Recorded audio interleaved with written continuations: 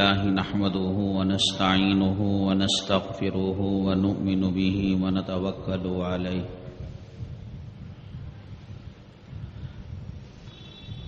ونعوذ بالله من شرور أنفسنا ومن سيئات أعمالنا من يهده الله فلا مضل له ومن يضلله فلا هادي له ونشهد أن لا إله إلا الله وحده لا شريك له ونشهد أن سيدنا ومولانا محمدا عبده ورسوله صلى الله عليه وعلى آله وأصحابه وبارك وسلم تسليما كثيرا كثيرا. أما بعد فأعوذ بالله من الشيطان الرجيم. بسم الله الرحمن الرحيم. محمد رسول الله والذين معه أشداء على الكفار رحماء بينهم. قال النبي صلى الله عليه وسلم تفترق أمتي على 73 ملة كلهم في النار إلا واحدة. قيل له من يا رسول الله صلى الله عليه وسلم؟ قال ما أنا عليه وأصحابي، أو كما قال النبي عليه الصلاة والسلام. رب اشرح لي صدري ويسر لي أمري واحلل عقدة من لساني يفقه قولي. اللهم صل على سيدنا مولانا محمد في أول كلامنا. اللهم صل على سيدنا مولانا محمد في أوسط كلامنا. اللهم صل على سيدنا مولانا محمد في آخر كلامنا. معزز سامعین کرام، اللہ تبارک تعالی نے جناب محمد الرسول اللہ صلی اللہ علیہ وسلم کے ذریعے سے ہمیں جو شریعت مطہرہ عنایت فرمائی، یہ شریعت بڑی لچکدار ہے. ذرا سی اونچ نیچ سے، کمی بیشی سے کہیں معاملہ چلا جاتا ہے. اس لیے کہ جناب محمد الرسول اللہ صلی اللہ علیہ وسلم خاتم الانبیاء اور خاتم الرسول ہیں. اس کے بعد کسی غلطی کی گنجائش نہیں رہنی چاہیے. تمام فتنوں کے دروازوں کو بہت دور سے بند کر دیا گیا. پچھلے نبیوں میں امتوں میں کوئی خطا ہو جاتی یا شریعت میں وہ رد و بدل کرتے، اگلی آسمانی کتاب اس معاملے کو درست کر دیتی. اگلا پیغمبر اس معاملے کو صحیح کر دیتا.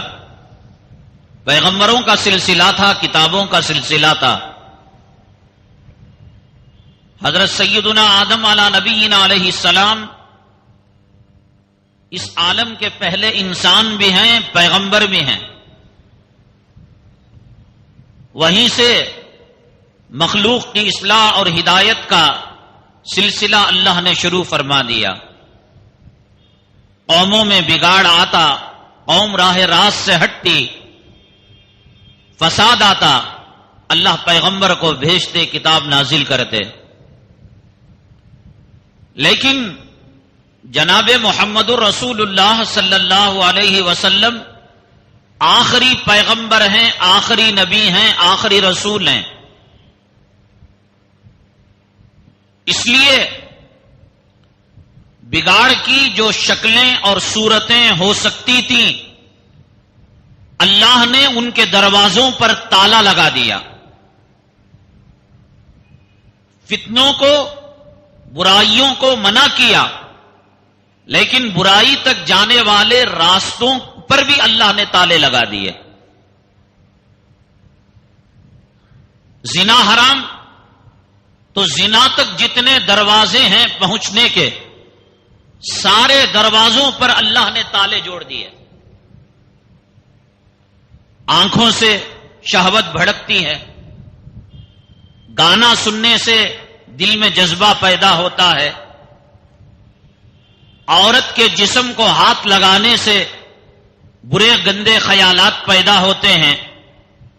تو ان دروازوں پر اللہ تبارک تعالیٰ نے تالے لگا دیے اور قفل لگا دیا. وَلَا تَقْرَبُوا الزِّنَا إِنَّهُ كَانَ فَاحِشًا. زنا کرنا تو دور کی بات، زنا کے قریب ہی نہ جاؤ. قُل لِّلْمُؤْمِنِينَ يَغُضُّوا مِنْ أَبْصَارِهِمْ. حکم دیا گیا کہ مومن اپنے نگاہوں کی حفاظت کرے. وَقُل لِّلْمُؤْمِنَاتِ يَغْضُضْنَ مِنْ أَبْصَارِهِنَّ وَيَحْفَظْنَ فُرُوجَهُنَّ وَلَا يُبْدِينَ زِينَتَهُنَّ. مومن عورتیں اپنی نگاہوں کی حفاظت کریں اور پیروں میں بجنے والے پازیب، جس کو پٹی کہتے ہیں، اس کی آواز سنانے سے منع کیا. فَلَا تَخْضَعْنَ بِالْقَوْلِ فَيَطْمَعَ الَّذِي فِي قَلْبِهِ مَرَضٌ وَقُلْنَ قَوْلًا مَّعْرُوفًا. بات کو توڑ مڑوڑ کر مت پیش کرو، موٹا ڈھاٹا بات کرو، کہیں تمہاری سریلی آواز سے سامنے والے کے دل کے اندر نفاق نہ پیدا ہو جائے. جتنی بھی برائیاں دیکھیں آپ، ان برائیوں تک جانے والے تمام راستوں پر اللہ نے پہرے بٹھا دیے.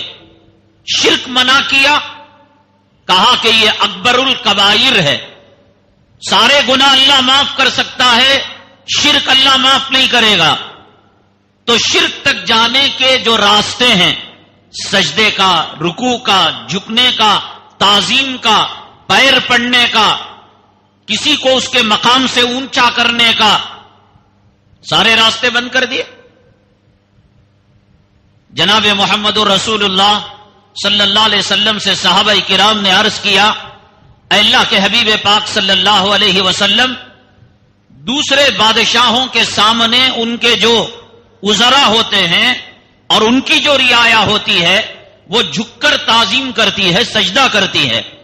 کائنات میں آپ سے افضل کوئی نہیں ہے اللہ کے بعد، مخلوق میں سب سے اونچا مقام آپ کا ہے، کیا ہم آپ کے لیے سجدہ کریں؟ کہا کہ نہیں. کیا جھکے؟ کہا کہ نہیں. شرک تک جو راستے جا سکتے تھے، شرک کو حرام قرار دیا، زنا کو حرام قرار دیا، چوری کو حرام قرار دیا، لیکن ان گناہوں تک جانے والے تمام راستوں پر اللہ نے پہرے بٹھا دیے. شریعت بڑی لچکدار ہے، اس میں اگر آگے پیچھے ہوا تو کوئی نبی تو آنے والا نہیں، قرآن شریف کے بعد کوئی آسمانی صحیفہ اور آسمانی کتاب نازل ہونے والی نہیں جو ان غلطیوں کی تلافی کرے. ایک صحابی کے سامنے ایک صحابی التحیات سنا رہے تھے، اور جب یہ جملہ آیا السلام علیکہ ایھا النبی، یہ ہے نا، ساری دنیا یہی پڑھتی ہے، حنفی، شافی، عرب، عجب، سینے پر باندھنے والے، ناف پر باندھنے والے، السلام علیکہ ایھا النبی. ایک ہوتا ہے نبی اور ایک ہوتا ہے رسول. نبی رسول جس پر کتاب نازل ہوتی ہے، صاحب کتاب ہوتا ہے، اور نبی رسول کی رسالت کی تائید کرتا ہے. نبی پر کتاب نازل ہونا اور نبی پر صحیفہ نازل ہونا کوئی ضروری نہیں ہے. ایک زمانے میں حضرت موسیٰ علیہ السلام بھی تھے اور حضرت ہارون علیہ السلام بھی تھے، دونوں پیغمبر. موسیٰ علیہ السلام رسول ہیں اور ہارون علیہ السلام نبی ہیں۔ موسیٰ علیہ السلام رسول اس لیے کہ آپ پر توریت آئی، اور ہارون علیہ السلام نبی اس لیے کہ آپ پر کتاب نہیں اتری۔ حضرت موسیٰ علیہ السلام کی شریعت ہی کو مؤکد کرنے کے لیے، پختہ کرنے کے لیے اللہ نے آپ کو بھیجا۔ تو مقام کس کا اونچا ہوا؟ رسول کا۔ رسول اور نبی میں رسول کا مقام اونچا ہے۔ اور اتحیات کے اندر کیا جملہ ہے؟ السلام علیکہ ایھا النبی، نبی کریم جناب محمد رسول اللہ صلی اللہ علیہ وسلم پر سلام بھیجا جا رہا ہے۔ آقا نبی تھے، آقا رسول تھے، رسول تھے۔ اللہ نے کتابوں میں، آسمانی صحیفوں میں، کتابوں کی سردار اللہ نے اپنے کلام پاک کو جناب محمد رسول اللہ صلی اللہ علیہ وسلم پر نازل کیا۔ آپ صاحب کتاب تھے، پیغمبروں میں، رسولوں میں سب سے افضل ہے۔ تو وہ صحابی کہنے لگے السلام علیکہ ایھا الرسول۔ اچھی بات تھی، آقا کی تعریف تھی اس میں، آقا کے مقام کو نہیں گھٹایا گیا، اور آقا کے مقام کو ان کے مقام سے اونچا بھی نہیں بتایا گیا۔ نبی رسول تھے آپ، صحابی نے اللہ نہیں کہا، نفع اور نقصان کا مالک نہیں بتایا، فرشتہ نہیں بتایا، قادر مطلق نہیں بتایا، جو ہیں وہ کہا، نہ مقام سے بڑھایا نہ مقام سے گھٹایا۔ کیا کہا؟ السلام علیکہ ایھا الرسول۔ حضرت عبداللہ ابن مسعود رضی اللہ تعالیٰ مکہ لے کر ان کے سینے کو مارتے ہیں، میرے آقا میرے محبوب نے نبی کا لفظ سکھایا ہے، کس کے باپ نے تمہیں اجازت دی کہ تم یہاں پر رسول کا لفظ استعمال کرو؟ شریعت لچکدار ہے، جو چیز جیسے جس مقام پر جس کیفیت سے آقا سے صادر ہوئی اس کو اسی طریقے سے باقی رکھنے کا نام اسلام ہے۔ اس میں منمانی ہمارے بڑے بولے، ہمارے جماعت والے بولے، ہمارا پیر بولیا، ہمارا مرشد بولیا، ہمارا امام بولیا، کسی کی نہیں چلتی۔ شریعت چلتی ہے اللہ کے حکم کا نام، شریعت نبی کے فرمودات کا نام، اور اللہ اور اللہ کے نبی نے قیامت تک آنے والے لوگوں میں جو صحابہ کرام کا طبقہ تھا، اس صحابہ کرام کے طبقے کو اتھارٹی دی۔ کہا علیکم بسنتی وسنت الخلفاء الراشدین اصحابی کالنجوم بأیہم اقتدیتم اہتدیتم۔ پورے صحابہ تمہارے لیے نمونہ ہیں۔ فَإِنْ آمَنُوا بِمِثْلِ مَا آمَنْتُمْ بِهِ فَقَدْ اهْتَدَوْا۔ اگر تمہارا ایمان، تمہاری نماز، تمہارا روزہ، تمہارا مصافحہ، تمہاری تجارت، تمہاری شادی بیاہ 1.25 لاکھ صحابہ میں سے کسی ایک صحابی سے ملتی ہے، فَقَدْ اهْتَدَوْا، تم کامیاب ہو گئے۔ اس دنیا کے اندر اتھارٹی معیار اللہ کی کتاب، پیغمبر اور اللہ اور پیغمبر کی تیار کردہ یہ صحابہ کرام کی فوج، اس کے علاوہ کسی کے باپ کی مجال نہیں کہ شریعت مطہرہ کے اندر کوئی کمی کر سکے، کوئی زیادتی کر سکے، کسی کا حکم بدل سکے، کوئی واجب ہو اسے نفل بتا سکے، کسی نفل کو واجب بتا سکے، کسی کا مقام بڑھا سکے، کسی کا مقام گھٹا سکے۔ اب یہ بات اگر آپ کے سمجھ میں آ گئی کہ شریعت کا معیار اور شریعت کی اتھارٹی اللہ کے پیغمبر اور صحابہ کرام، قیامت تک آنے والے لوگوں میں پوری دنیا غوث پاک سے بھر جائے، خواجہ اجمیری سے بھر جائے، مجدد دین شاہ الفسانی رحمت اللہ علیہ سے بھر جائے، شاہ ولی اللہ رحمت اللہ علیہ سے بھر جائے، امام غزالی رحمت اللہ، سب دین کے تابع ہوں گے۔ ارے کسی پیر کی کیا مجال، کسی ولی کی کیا مجال، کسی قطب کی کیا مجال۔ اللہ سے ہدایت مانگو لوگوں، ضد نہ کرو، ایک دن مرنا ہے، قیامت کے دن جانا ہے، وہاں حق کو اور باطل کو الگ کر دیا جائے گا. وامتازوا اليوم ایھا المجرمون. جھنڈے پر ایمان نہ لاؤ، پارٹی پر ایمان نہ لاؤ، شخصیتوں کو پیغمبر نہ بناؤ، شخصیتوں کے فرمودات کو قرآن اور حدیث کا درجہ نہ دو. اللہ کو اللہ سمجھو، پیغمبر کو پیغمبر سمجھو، حدیث کو حدیث سمجھو، صحابہ کو صحابہ سمجھو. جس کو جو مقام دینا ہے وہ مقام دو. ماں ہے، بیٹی ہے، بہن ہے، سب عورتیں ہیں، سب کو ایک جیسے اعضاء ہیں، لیکن ماں کا مقام ماں کا ہے، بیٹی کا مقام بیٹی کا ہے، بیوی کا مقام بیوی کا ہے. بیٹی کا بوسہ الگ ہے، ماں کا بوسہ الگ ہے، بیوی کا بوسہ الگ ہے. فرق کرو. اسے بھی وہی چیز، اسے بھی یہی چیز، اس کا بھی بوسہ وہی، اس کا بوسہ بھی وہی. ماں کے بوسے کو اگر کوئی شہوت سے لے، کیا وہ نسل حرامی نہیں ہے؟ کیا بیٹی کے پیشانی پر بوسہ دیتے ہوئے اگر کسی باپ کی شہوت قابو سے باہر ہو جائے، کیا حیوانی درندہ نہیں ہے؟ فرق نہیں ہے ماں میں بیٹی میں، فرق نہیں ہے مخلوق میں اور عام صحابہ کرام میں اور عام مخلوق میں، کیا فرق نہیں ہے اللہ کی کتاب میں اور فضائل اعمال میں؟ کیا فرق نہیں ہے صحابہ کرام کے اقوال میں اور دیوبندیوں کے ملفوظات میں؟ جو چیز جہاں پر رکھنا ہے وہاں پر رکھو. حضرت سیدنا شیخ عبد القادر جیلانی رحمت اللہ علیہ اپنے مریدوں میں سے ایک کو خلافت کے لیے منتخب فرمایا، خلافت کا تاج ان کے سر پر پہنایا. تو کہنے لگے کہ حضرت کچھ نصیحت کیجیے. فرمایا کہ خدائی کا دعویٰ نہ کرنا اور نبی کا دعویٰ نہ کرنا. پریشان ہو گئے حضرت. آپ کی چپل سیدھی کرتا رہا، آپ کی خدمت میں رہا، اب آپ کے یہاں سے نکل کر میں فرعون بن جاؤں گا جو خدائی کا دعویٰ کروں؟ آپ کے دربار سے نکل کر میں مسیلمہ کذاب بن جاؤں گا، غلام احمد قادیانی بن جاؤں گا جو نبوت اور رسالت کا دعویٰ کروں؟ کہا کہ بیٹا یہ بات نہیں ہے. دیکھو یہاں سے جانے کے بعد تمہیں مجلسوں میں واعظ و نصیحت کرنے کا موقع آئے گا، تمہیں دعوت و تبلیغ کا فریضہ انجام دینے کا موقع آئے گا. اگر کوئی بات ایسی تم نے زبان سے کہہ دی جو خدا کے مزاج کے خلاف، قرآن کے خلاف، حدیث کے خلاف ہو، اڑنا نہیں. اس لیے کہ کلاموں میں سب سے سچا کلام اللہ کا کلام ہے جو جھوٹا نہیں ہو سکتا. اگر تم نے کوئی بات کہہ دی اور اسی بات پر اڑے رہے تو گویا تم نے خدائی کا دعویٰ کیا.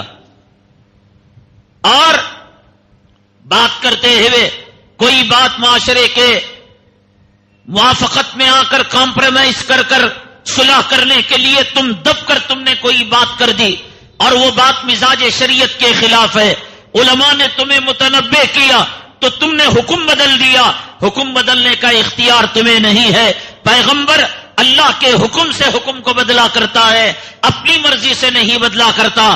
ان ہوا الا وحی یوحا، کہ جب اس پر وحی آتی ہے اس وحی کے مطابق وہ حکم کو بدلا کرتا ہے. نہ تم خدا بنو نہ تم پیغمبر بنو. مطلب خدا اور پیغمبر کے علاوہ ہر ایک کی بات کو سوچنے اور سمجھنے کی کیپیسٹی رکھنا چاہیے. میں نے جو بات کہی اندھے ہو کر نہ گرو. آپ کے پیر نے جو کہی، آپ کے امیر نے جو کہی اندھے ہو کر نہ گنو. اس لیے کہ وہ خدا نہیں، رسول نہیں. خدا رسول ہیں وہ ہیں کہ جن کی باتوں پر اندھے ہو کر گرا جا سکتا ہے. شریعت کا مزاج دیکھیے، شریعت میں لچک دیکھی ہے. میں نے آپ کو بتایا فجر کی نماز کا جو مقام ہے، فجر سے پہلے کی سنتوں کا وہ مقام نہیں. اگر کوئی فجر سے پہلے کی سنت کا مقام فرض کا دے دے اور فرض کو سنت کا دے دے وہ ایمان سے نکل جائے گا. ہر چیز کے احکامات ہیں. ٹوپی ہے اس کے احکامات، مسواک ہیں اس کے احکامات، مسجد ہیں اس کے احکامات. میرے اللہ کے پیغمبر نے جناب محمد رسول اللہ صلی اللہ علیہ وسلم نے اس امت کو پیاسا نہیں رکھا. اس امت کو کسی جانب کسی اور کا محتاج نہیں بنایا. کسی کو پیغمبر کا درجہ نہ دو. ہمارے قاسم صاحب یہ بولے، ہمارے رشید احمد گنگو ہی یہ بولے ہمارے اشرف علی تھانوی یہ بولے صحابہ کرام کے علاوہ قیامت تک جتنا بڑا امیر پیٹلا آئے گا، موٹا آئے گا، موٹے دانے والے آئے گا، اس بات سے قرآن و حدیث سے حجت کی جا سکتی ہے، وہ خدا نہیں، وہ پیغمبر نہیں، اس کی بات آیت نہیں، اس کا قول روایت نہیں، صرف اتھارٹی اللہ کے پیغمبر اور پیغمبر کے صحابہ ہیں، جن کی بات کو چونو چرا نہیں کیا جا سکتا۔ ان کے علاوہ اگر کوئی کہتا ہے، مثال کے طور پر اس ہفتے میرے پاس کافی فون آئے، پوچھا کہ حضرت رجب کے مہینے میں شب گزاری ہے، رجب کے مہینے میں روزے ہیں۔ ہم نے کہا نہیں۔ کہنے لگے ہم نے غنیت الطالبین کے اندر دیکھا کہ پیران پیر سیدنا شیخ عبد القادر جیلانی رحمت اللہ علیہ نے لکھا ہے کہ صاحب ان میں روزے رکھنے کی بڑی فضیلت ہے اور بڑی خوبی ہے، رات میں جگنے پر اتنا اجر ہے۔ میں نے کہا پیران پیر رحمت اللہ علیہ کوئی پیغمبر نہیں ہے، کوئی رسول نہیں ہے، وہ کسی اور استدلال کی بنیاد پر اور کسی حجت کی بنیاد پر اور کسی اجتہاد کی بنیاد پر انہوں نے یہ بات کہی ہے۔ صحابی کا عمل حضرت عمر فاروق رضی اللہ تعالیٰ عنہ کا یہ رہا ہے کہ اگر کوئی ان کے زمانے میں روزہ رکھتا، ہاتھ پکڑ کر بلا کر لے جا کر اس کا روزہ توڑواتے اور کہتے کہ میرے محبوب نے رجب کا کوئی خاص روزہ نہیں رکھا، تجھے کہاں سے یہ وحی نازل ہو گئی؟ پیران پیر رحمت اللہ علیہ کے قول کو صحابہ کے قول سے کاٹا جا سکتا ہے، آنے والی اماموں کے قول کو ہر امام نے، امام ابو حنیفہ رحمت اللہ علیہ، امام شافعی رحمت اللہ علیہ، چاروں اماموں نے اپنی فقہ کو مدون کرنے کے بعد لکھا، اپنی اجتہاد اور ثوابدید کی بنیاد پر ہم نے مسائل کو مرتب کیے، لیکن ہمارے پاس جبرائیل نہیں آیا کرتے تھے، ہمارے پاس وحی نہیں آیا کرتی تھی، اخلاص کی بنیاد پر ہم نے ان مسائل کو مرتب کیا۔ اگر ان مسائل میں تمہیں اخلاص کی بنیاد پر قرآن و حدیث میں اس کے مقابلے میں کوئی مضبوط دلیل ملے، میرے قول کو دیوار پر مار دو، میرے قول کو ٹکرا دو، پیغمبر کی بات کو اپنا لو۔ چار اماموں نے کہا۔ اب اپنے پیر کو پکڑ کر لٹکے کہ انہوں نے دعوت و تبلیغ کو فرض عین کہا اور دعوت و تبلیغ کا یہ ترجمہ بیان کیا اور اسے جہاد کا مقام دیا اور جہاد کے فضائل بیان کیے، اور اجتماع کے اندر اگر مٹی جسم پر لگتی ہے تو جتنے حصے پر لگتی ہے اتنے حصے پر جہنم کی آگ حرام ہو جاتی ہے۔ ہم نہیں مانیں گے۔ یہ چلہ اور یہ جماعت اور یہ کیفیت مولانا الیاس صاحب رحمت اللہ علیہ سے پہلے نہیں تھی، اس کے مختلف طریقے تھے۔ قیامت تک کسی کو شریعت کے اندر، احکامات کے اندر سیل لگانے کا حق نہیں دیا گیا، اس کی بات سے اختلاف کیا جا سکتا ہے۔ حضرت سیدنا عمر فاروق رضی اللہ تعالیٰ توریت پڑھ رہے تھے، آقا نے کہا، آقا کھڑے ہوئے تھے، چہرے انور سرخ ہو رہا تھا، کیا کوئی خیال کر سکتا ہے حضرت عمر فاروق رضی اللہ تعالیٰ توریت پڑھ کر الیاذ باللہ ثم الیاذ باللہ قرآن چھوڑ دیں گے؟ کیا کوئی تصور کر سکتا ہے کہ آپ یہود و نصارہ کے طریق استغفر اللہ، جس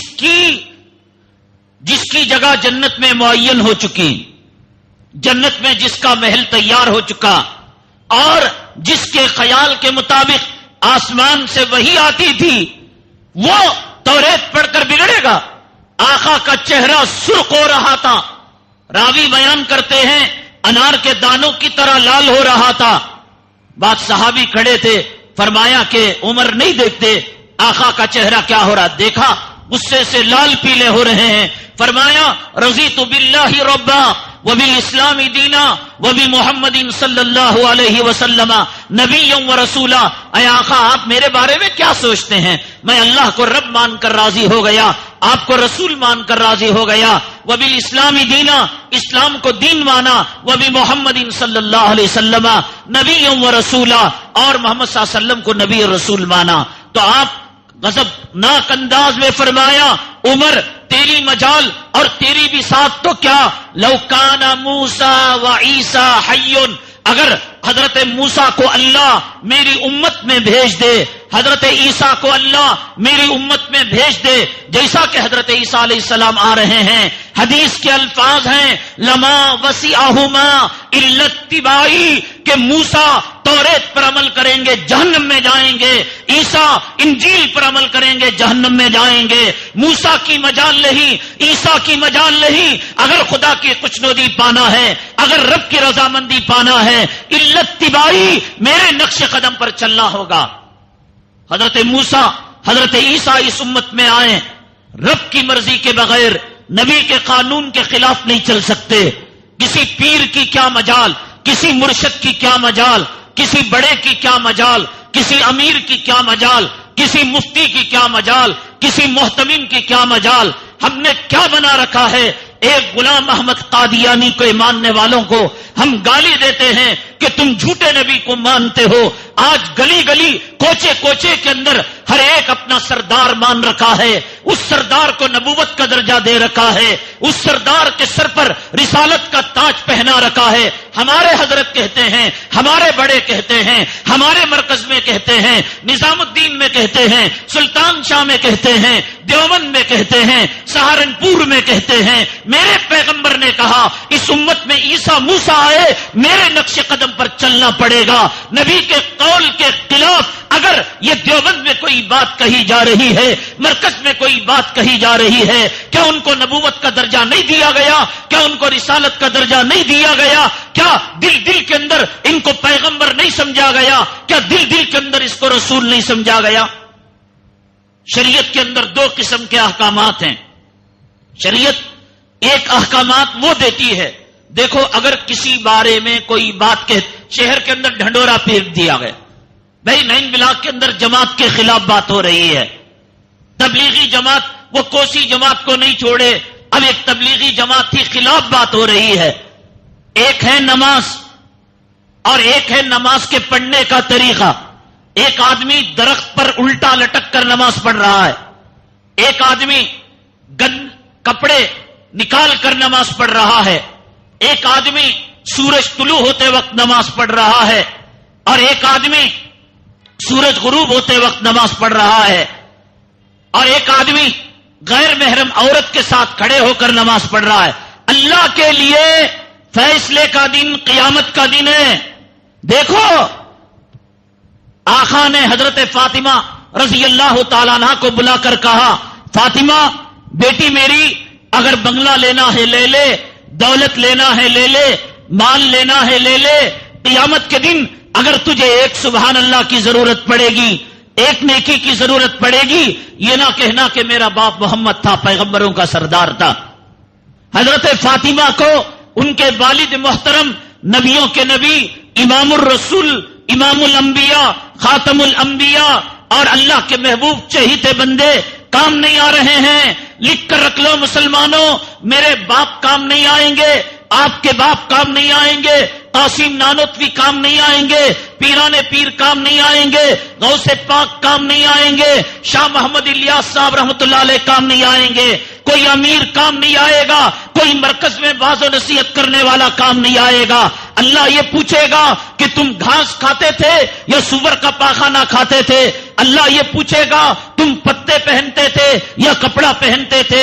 کپڑا پہننے میں عقل تھی اور کھانا کھانے میں عقل تھی، دین کے پہچاننے میں عقل نہیں تھی۔ الم یاتکم نذیر، کیا تمہارے پاس کوئی ڈرانے والا نہیں آیا؟ دیکھو آج جس کا تم دم بھر رہے ہو، جس کا جھنڈا ہم اٹھا رہے ہیں، یہ قیامت میں کام نہیں آئیں گے، یہ قبر میں کام نہیں آئیں گے، یہ میدان محشر میں کام نہیں آئیں گے۔ اگر کوئی کسی کے کام آنا ہوتا، حضرت ابراہیم اپنے باپ کے کام آتے، حضرت لوط اپنی بیوی کے کام آتے، حضرت نوح اپنے بیٹے کے کام آتے، جناب محمد رسول اللہ صلی اللہ علیہ وسلم خواجہ ابو طالب کے احسانات آپ پر اتنے تھے کہ زمین کے ذرات اور آسمان کے ستارے اتنے نہیں جتنا خواجہ ابو طالب کے احسانات اللہ کے نبی صلی اللہ علیہ وسلم پر ہیں. آپ قیامت کے دن کام نہیں آئیں گے. فرمایا میرے چچا ایک مرتبہ کلمہ میرے کان میں پڑھ لیجئے, میں آپ کی انگلیاں پکڑ کر جنت میں پہنچا دوں گا. نہیں پڑھا, کام نہیں آئیں گے. روایت میں آتا ہے کہ جہنم کے انگاروں کی جوتیاں آپ کے پیر کے اندر ڈال دی جائیں گی. لوگوں, ہم نے الیاس پر ایمان نہیں لائے, ہم حضرت جی پر ایمان نہیں لے آئے, ہم قاسم قریشی پر ایمان نہیں لے آئے, حضرت تھانوی پر ایمان نہیں, حضرت قاسم اشرف علی پر ایمان نہیں, حضرت حسین احمد مدنی پر ایمان نہیں. مانتے ہیں تمہاری بزرگی, مانتے ہیں تمہارا تقوی, مانتے ہیں تمہاری طہارت, مانتے ہیں تمہارا ایمان اور مسلمان اسلام کے لیے مسلمانوں کے لیے قربانیاں. لیکن اگر کوئی بات امت کے اندر بگاڑ پیدا کرے, ہم صحابہ کرام کی بات کو مانیں گے, ہم قرآن کی بات کو مانیں گے, ہم حدیث کی بات کو مانیں گے. ہم تسلیم کرتے ہیں کہ دیوبند سے ایمان کی شمع روشن ہوئی. ہم مانتے ہیں درخت کے انار کے درخت کے نیچے دو محمودوں سے عالم کے اندر مجاہدوں کا دستہ پیدا ہوا. لیکن اگر اسی انار کے درخت کے نیچے ویڈیو گرافی ہو رہی ہے, کیمرہ کشی ہو رہی ہے, ہم ڈنکے کی چوٹ سے دن کے اجالے میں کہیں گے کہ ایمان دیوبند کو دیکھ کر نہیں لائے, ایمان انار کے درخت کو دیکھ کر نہیں لے آئے, ایمان ہم قاسم نانوتوی پر نہیں لے آئے. نبی نے تصویر کو کل بھی حرام قرار دیا تھا, تصویر آج بھی حرام ہے, تصویر قیامت تک حرام رہے گی. وہ میرا باپ کرے, وہ حسین احمد مدنی کی اولاد کرے, وہ دیوبند کا محتمم کرے, وہ جمعیت کا صدر کرے, حرام حرام رہے گا, حلال حلال رہے گا. ایمان اللہ پر لائے, ایمان نبی پر لائے, ایمان ہم پر جو ہے قرآن پر لائے, حدیث پر لائے. ہم نے معیار صحابہ کو بنایا, صحابہ کے علاوہ قیامت تک کوئی معیار نہیں بن سکتا. ہر ایک سے حجت کی جا سکتی ہے, ہر ایک میں خطا کا احتمال ہے. شریعت نے جو احکامات دیے وہ دو قسم کے احکامات ہیں, کان کھول کر سنے. ایک احکامات وہ جن کا رنگ ڈھنگ روپ طور طریقہ اس کے ساتھ اللہ کے نبی نے وہ حکم دیا. وضو دے کر امت کو یہ نہیں کہا کہ تمہاری مرضی میں جیسے تم پاکی حاصل کرنا چاہو کر لو. وضو کا ایک طریقہ بتایا, پہلے ہاتھ دھو, بعد میں کلی کرو, بعد میں ناک میں پانی ڈالو, چہرہ دھو, چہرے کی ابتدا کہاں, انتہا کہاں, ایک کان اور دوسرے کان کا فاصلہ کہاں, ساری چیزوں کو مرتب کر کر, وضو کو مرتب کر کر امت کو دیا. ایک صحابی, حدیث پاک میں آتا ہے, جناب محمد رسول اللہ صلی اللہ علیہ وسلم نے فرمایا, قیامت کے دن آپ سے پوچھا گیا کہ کروڑوں اربوں خربوں لوگ ہوں گے, آپ کیسے پہچانیں گے کہ آپ کی امت یہی ہے؟ آپ کی امت کی شفاعت کریں گے, آپ سفارش کریں گے, کیسے پہچانیں گے یہ آپ ہی کی امت ہے؟ آقا نے فرمایا, اگر لاکھوں کروڑوں گھوڑے ہوں اور ان گھوڑوں میں کالے گھوڑوں کی جماعت میں کچھ گھوڑے ایسے ہوں جن کے منہ کا حصہ اور جن کے دم کا حصہ سفید ہو, تو بتاؤ لوگوں تم پہچانتے نہیں پہچانتے؟ کالے لاکھوں گھوڑے ہیں, ان لاکھوں گھوڑوں کے اندر کچھ سفید گھوڑے جن کے چہرے اور جن کے دم کا حصہ سفید ہے. فرمایا پہچانتے ہیں. آقا نے کہا قیامت کے دن میں اپنی امت کو غرم محجلینا یعنی اعضائے وضو کو چمکتا ہوا دیکھ کر پہچانوں گا. تو مطلب کیا ہوا؟ وضو میں آپ نے جو ترتیب دی, کہا کہ کوہنیوں تک دھونا, چہرہ دھونا, پیر دھونا, اب اتنے حصے چمکیں گے. اب اگر کوئی نل کھول کر بیٹھ گیا, اسے مولوی صاحب کی یہ بیان کردہ روایت یاد آئی, نبی کی حدیث یاد آئی کہ قیامت کے دن میرے اعضاء چمکیں گے. کہا کہ چلو کوہنیوں کے بجائے موڑوں تک دھو لوں گا تاکہ زیادہ قیامت تک چمکے, قیامت میں چمکے. آپ نے فرمایا کہ پیر کے جو نیچے گھاٹیاں ہیں وہاں تک آپ کو دھونا ہے, ٹخنوں تک دھونا ہے. لیکن کسی نے کہا میں گڑگے تک پانی سے دھوؤں گا تاکہ قیامت کے دن اعضاء میرے اور زیادہ چمکے. نبی نے حد بیان کی, پیشانی کے بالوں سے تھوڑی کے نیچے تک، ایک کان کی لو سے دوسری کان کی لو تک. اس نے کہا قیامت کے دن میری ساری منڈی چمکے. اس نے نل کو کھول دیا اور پورا سر دھونے لگا. تو آقا نے فرمایا تو نے جتنا زیادہ پانی اپنے اعضاء پر لگایا، ایک ایک قطرے کا جواب قیامت میں دینا پڑے گا. حالانکہ یہ اپنی روشنی بڑھا رہا ہے، یہ اپنے وضو کو اچھا کر رہا ہے.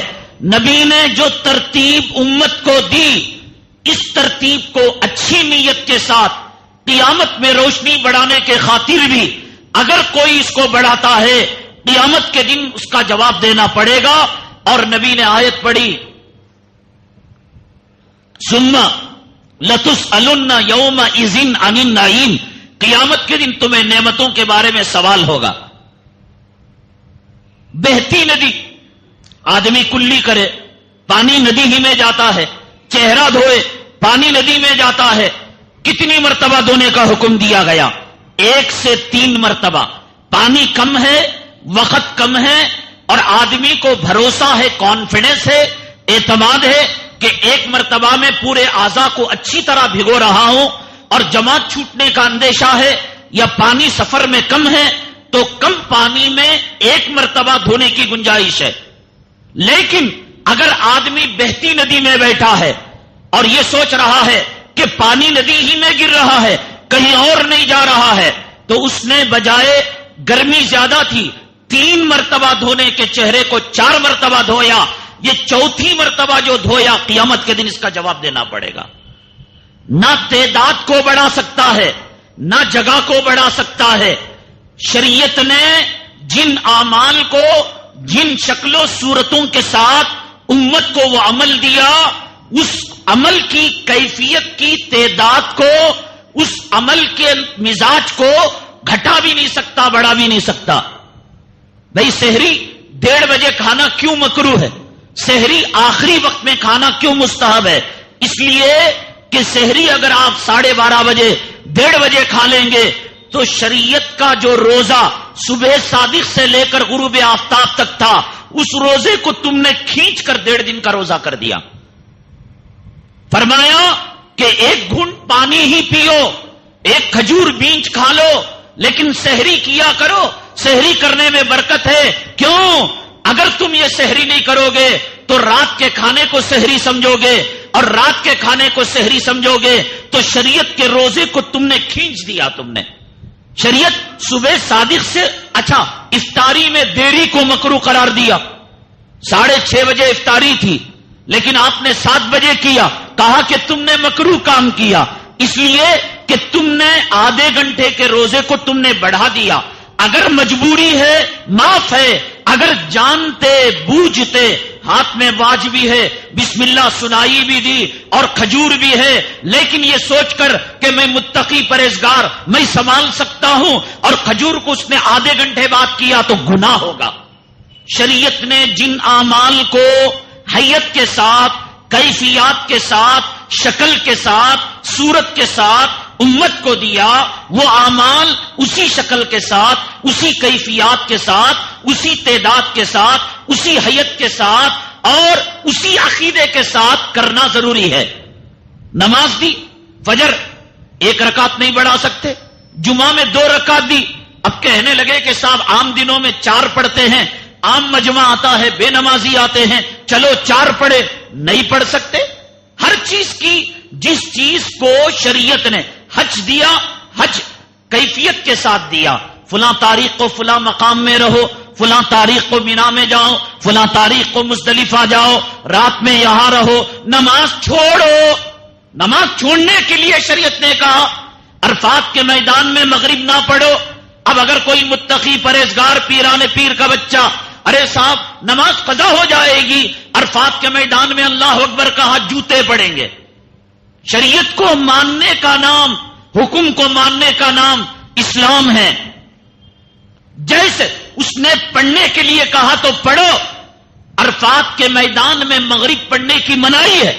تم جاؤ مزدلفہ کے اندر، اور مزدلفہ میں رات میں مغرب اور عشاء ملا کر پڑھو، قضا کر کر پڑھو. اب یہاں قضا کر کر پڑھنا عبادت ہے.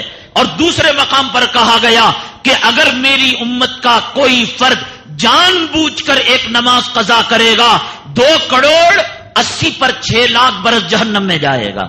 اب اگر کوئی یہ کہے کہ صاحب کہ اگر میں عرفات کے میدان میں نماز قضا کروں گا 2,86,00,000 برس جہنم میں جانا پڑے گا، اب وہ عرفات کے میدان میں نماز پڑھے گا تو جوتے پڑیں گے۔ قضا کرنے کے لیے کہا، قضا کرنا پڑے گا۔ 10 عرفہ کو 9 ذی الحجہ کو میدان عرفات میں جمع۔ میدان عرفات کیا ہے؟ ایک چٹیل میدان ہے، ایک ریت کا میدان ہے، ایک بالو کا میدان ہے۔ ایک آدمی نے دل میں سوچا آج حرم خالی ہے، سارے لاکھوں لوگ 35 لاکھ کا مجمع آج عرفات کے میدان میں آ چکا ہے۔ اب اس کے دل میں یہ داعیہ پیدا ہوا، اب حرم شریف خالی ہے، میں جاؤں گا، میں طواف کروں گا، طواف کے ہر چکر میں حجر اسود کا بوسہ دوں گا۔ شریعت کہے گی اس چٹیل میدان کے اندر دیوانوں کی طرح اپنے ناخنوں کو بڑھا کر، اپنے بالوں کو پراگندہ کر کر، اپنے کپڑوں کو میلا کر کر تو میرے ہاتھ میں جو ہاتھ اٹھاتا ہے دربار میں، یہ اچھا ہے کہ میرے کعبے کے پاس آ کر تو حجر اسود کو چومے۔ اب یہاں چٹیل میدان پر رہنا تیری عبادت ہے، یہاں دیوانے کی طرح ایک پتھر کو کنکری مارنا عبادت ہے۔ شریعت میں عقل نہیں، شریعت نے جن اعمال کو کیفیات کے ساتھ دیا ان کو اسی کیفیت کے ساتھ کرنا۔ نماز کو دیا شکل کے ساتھ، روزے کو دیا شکل کے ساتھ، وضو کو دیا شکل کے ساتھ، اور حج کو دیا شکل کے ساتھ۔ اس کو کہتے ہیں منسوس عبادات۔ یاد رکھیے، منسوس، جس کے بارے میں اللہ نے، اللہ کے پیغمبر نے کر کر بتایا۔ صلو کما رأیتمونی اصلی، نماز پڑھو مرضی سے نہیں، میرے نماز پڑھنے کو دیکھ کر پڑھو۔ ایک صحابی آئے، نماز پڑھے، فرمایا صلی فإنک لم تصلی، ارے تو نماز کو دوہرا، تو نے نماز نہیں پڑھی۔ پھر پڑھا، فرمایا صلی فإنک لم تصلی، نماز دوہرا، تیری نماز نہیں ہوئی۔ کیوں؟ ان کی نماز نبی کی نماز کو ٹالی نہیں ہو رہی تھی۔ نبی نے جن چیزوں کے اندر کیفیت دی، شکل دی، صورت دی، امت کو اسی شکل اذان دی، اذان کی شکل دی۔ اللہ اکبر اللہ اکبر، اشہد ان لا الہ الا اللہ، آخر میں اذان کا ختم ہوتی ہے، حی علی الفلاح حی علی الفلاح، اللہ اکبر لا الہ الا اللہ۔ اب ایک مؤذن کہنے لگے یا اللہ، نبی کا کلمہ تو یہ ادھورا ہو گیا۔ حضرت بلال بھول گئے، حضرت ابو محذورہ رضی اللہ تعالیٰ نے بھول گئے، امام بخاری بھول گئے۔ اب وہ کہنے لگا لا الہ الا اللہ محمد الرسول، جوتے پڑیں گے۔ نبی نے اس اذان کو اسی شکل کے ساتھ دیا، آدھے کلمے کے ساتھ دیا۔ تیرے باپ کی مجال نہیں کہ اس کلمے کو مکمل کر کر تو اذان کو مکمل کرے۔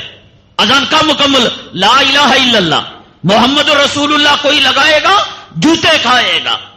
تو نبی نے کچھ اعمال شکلوں کے ساتھ دیے جن کو منسوس اعمال کہتے ہیں، اور شریعت نے کچھ اعمال، کچھ کیا لاکھوں اعمال وہ دیے جن کی شکلیں نہیں دی، امت کو ان کی مزاج کے مطابق آسانی دے دی۔ مسجد کی تعمیر ہے، مسجد کی تعمیر میں نہیں بتایا گیا اتنے اسکوائر فٹ مسجد بنو، چھت تمہاری اتنی ہائٹ پر ہو، مینارے اتنے ہو، گنبد ایسا ہو۔ اپنے اپنے مزاج کے مطابق جھوپڑی کی مسجد بنو، مولڈنگ کی مسجد بنو، پنکھا لگاؤ، اے سی لگاؤ، 4 مینار لگاؤ، 10 مینار لگاؤ، 2 گنبد لگاؤ۔ تو ان میں امت کو آزادی دی۔ نبی نے مسجد نبوی صلی اللہ علیہ وسلم میں صفہ کا چبوترا قائم کیا، اور مدرسے کا نظام دار ارقم سے ہوتے ہوئے صفہ چبوترے پر آیا، اور صفہ چبوترے سے دنیا کے چپے چپے میں مدرسے کا نظام پھیلا۔ اب اس کے اندر نبی نے صورت اور شکل نہیں دی کہ میرے صفہ کا جو چبوترا ہائٹ پر تھا، جتنا اس کا میجرمنٹ تھا، جو اتنے سینٹی میٹر تھا، اور جو اس میں مانیٹر تھا، اور جتنے لوگ ایک وقت آیا کرتے تھے، کھجور کی ٹہنی سے کھایا کرتے تھے، پیٹ پر پتھر، نبی نے وسعت دے دی۔ تم ناشتے میں کھچڑی کھاؤ، مدرسے کے اندر روٹی بناؤ، اڈلی بناؤ، ڈوسا بناؤ، 200 کا مدرسہ رکھو، 5000 کا۔ اب ہم اس کو بدعت کہیں گے، ہم کہیں گے ارے بھائی تم دیوبند جو چلاتے ہو نبی کے مدرسے کے خلاف ہے، اس لیے کہ نبی نے صفا کا جو مدرسہ رکھا وہ چبوترے پر رکھا، وہ کھجور کھایا کرتے تھے، وہ دودھ پیا کرتے تھے، ایک وقت میں صحابہ کی اتنی تعداد تھی، تم جامعہ ازہر کے اندر 25,000 طلبہ رکھے ہو، دیوبند کے اندر 7,000 طلبہ رکھے ہو، عقل کنواں کے اندر 10,000 طلبہ رکھے ہو، اور کیرلا کے مدرسے میں 12,000 طلبہ رکھے ہو، یہ تو نہیں، نبی نے اس میں وسعت دی۔ مسجد اللہ کے نبی صلی اللہ علیہ وسلم کی جو مسجد تھی، ایسے ہی مسجد بنانا کوئی ضروری نہیں، وسعت دی، 1 فلور کی بنو، 10 فلور کی بنو، 20 فلور کی بنو، نبی نے جن معاملات کے اندر وسعت دی، اس میں امت قید نہیں کر سکتی، یعنی کوئی مدرسے والے کو نہیں پکڑ سکتا کہ تم نے جناب یہ مدرسہ صفا کے خلاف بنایا، دار ارقم کے خلاف بنایا، تم نے حضرت ابو ہریرہ کو کی طرح مانیٹر نہیں بنایا، کھجور تک، کیونکہ اس میں نبی نے وسعت دی۔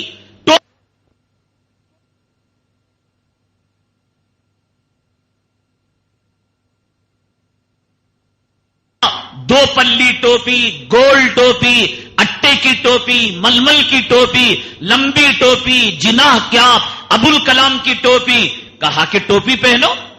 اب میں دیوبند کی ٹوپی پہنوں اور دوسروں کو کہوں لوگوں یہ سنت ہے اور تم جو کر رہے ہو غلط، میرا یہ کہنا حرام، آپ کو حق ہے کہ آپ مجھے جوتا لے کر ماریں اور کہیں مولانا آپ سب کچھ کرتے ہیں، لیکن نبی نے جس معاملے کے اندر وسعت دی ہے، آپ کے باپ کو حق نہیں کہ آپ اس چیز کو سمیٹ کر رکھ دیں۔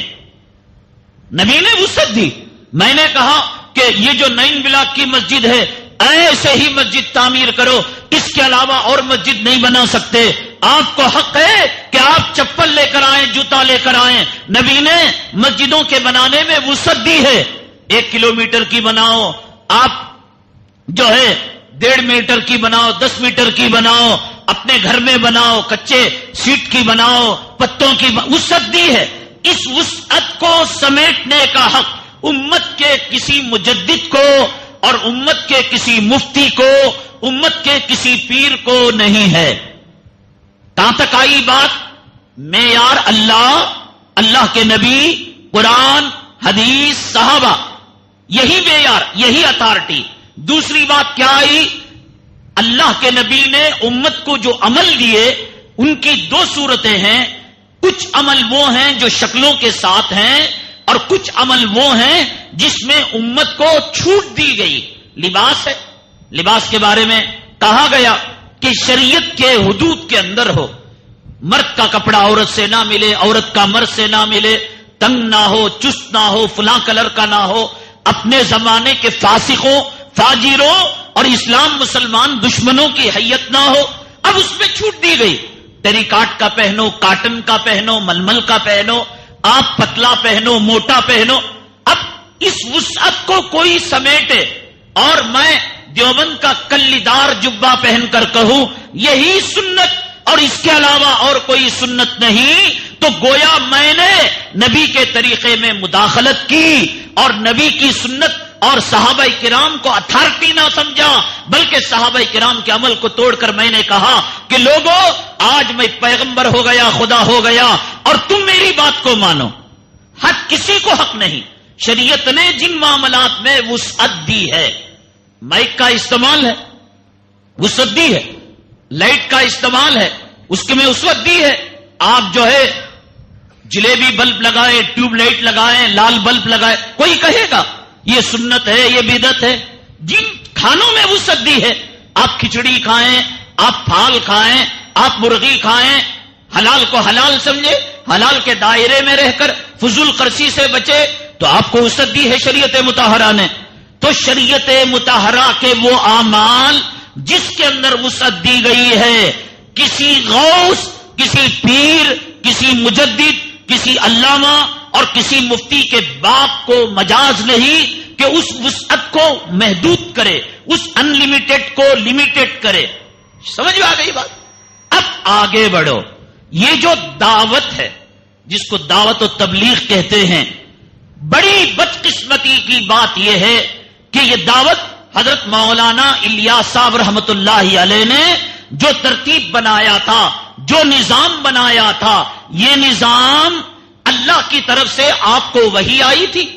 یہ نظام کیا قرآن و حدیث کے اندر تھا کہ 4 مہینے کا ذکر، 4 چلے کا ذکر؟ کیا یہ وہ نظام تھا کہ حضرت مولانا الیاس صاحب رحمۃ اللہ علیہ نے دعویٰ کیا تھا کہ جو اس نظام سے جڑے گا وہی نجات پائے گا اور جو نہیں جڑے گا وہ کبھی انہوں نے یہ بات کہی؟ جیسے حضرت عیسیٰ علیہ الصلوۃ والسلام نے نہیں کہا کہ میں رب کا بیٹا ہوں، انہوں نے نہیں کہا میں ثالث ثلاثہ ہوں، خدا کے 3 ٹکڑے، ان ٹکڑوں میں سے میں بھی ایک ٹکڑا۔ قرآن شریف میں آیا وَإِذْ قَالَ اللَّهُ يَا عِيسَى ابْنَ مَرْيَمَ أَأَنْتَ قُلْتَ لِلنَّاسِ اتَّخِذُونِي وَأُمِّيَ إِلَٰهَيْنِ مِن دُونِ اللَّهِ قَالَ سُبْحَانَكَ۔ حضرت عیسیٰ علیہ السلام سے قیامت کے دن پوچھا جائے گا، اے عیسیٰ کیا تم نے کہا تھا کہ تم جو ہے خدا ہو؟ کیا تم نے کہا تھا کہ تمہاری امی جان یہ خدا ہیں؟ تم ثالث الثلاثہ ہو؟ کیا تم نے کہا تھا کہ تم خدا کے بیٹے ہو؟ تو حضرت عیسیٰ علیہ السلام کہیں گے قال سبحانک، اے رب تیری پاکی ہے، ان کنت قلتہ فقد علمت، اے میرے مولا اگر میں نے کہا تو تو جاننے والا ہے، ایسا نہیں کہ تو نہیں جانتا۔